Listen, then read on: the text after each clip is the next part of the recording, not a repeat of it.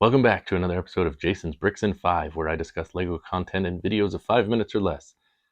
Today, we are going to continue my discussion about my recent haul. As you might recall from my last video, I ordered pieces from the LEGO Pick-a-Brick online, and I wanted to compare this to the value that you get out of the Pick-a-Brick wall at the LEGO retail stores and talk about the pros and the cons of each. So I thought this would be a great way to do this. So I ordered these about 2 weeks ago on the LEGO website.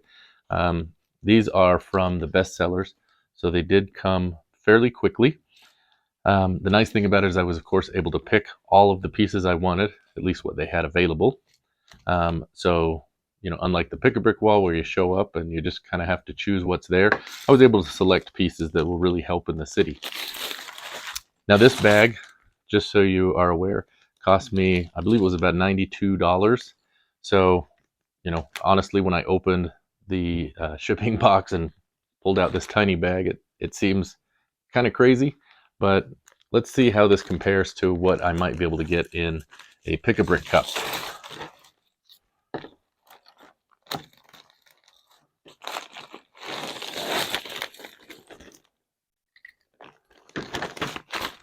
So I've got one of the cups here. Now these cups, just by comparison, at my local LEGO store are $15.99. I think that's pretty standard at all of the US LEGO store locations.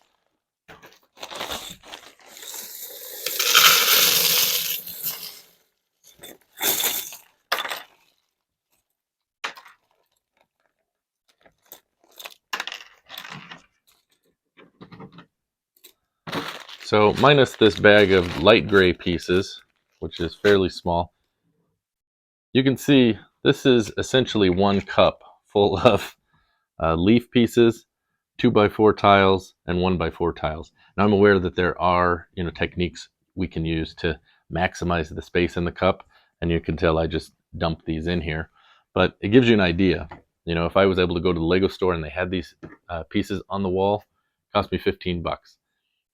That being said, if they had these pieces on the wall, I'd spend a lot more than $15 because I would get multiple cups. But that really shows you kind of the value that you get out of the LEGO Pick-a-Brick wall.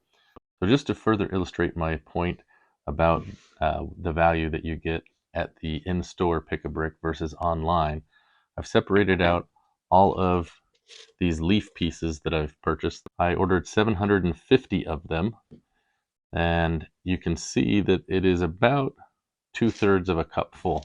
Now online, the most you can order of a piece is $9.99.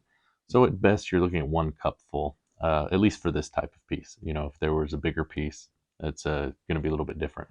But for a lot of these smaller pieces, it's going to be, kind of the same type of deal.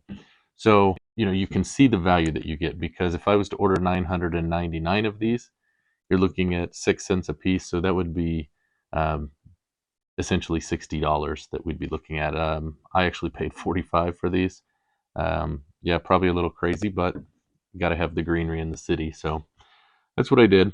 So this begs the question, how do we maximize the value out of that Pick-a-Brick wall? And so what I have started doing over the last couple months, I just go by the LEGO store every so often, and I just take a look, see what they have. That's the one downside to the Pick-a-Brick on the in-store, is that you don't have quite the selection you do online to select from. But what I've tried to do is go in, see what they have, regularly. The big thing you have to do if you're going to use that method is you just have to think forward. So you have to look at the pieces they have and say, you know what, is this something I'm going to be able to use down the road, 3, 6, 9 months down the road maybe, and kind of start thinking generally, because you can really get quite a value if you consider, essentially I had $90 in Lego in this one cup, and you can get that for $16. You can see definitely the difference in the value, but certainly there's those times where there's certain pieces you just need. You got to bite the bullet and just advance the city at a higher cost. So thanks for watching, and we'll see you next time on Jason's Bricks in 5.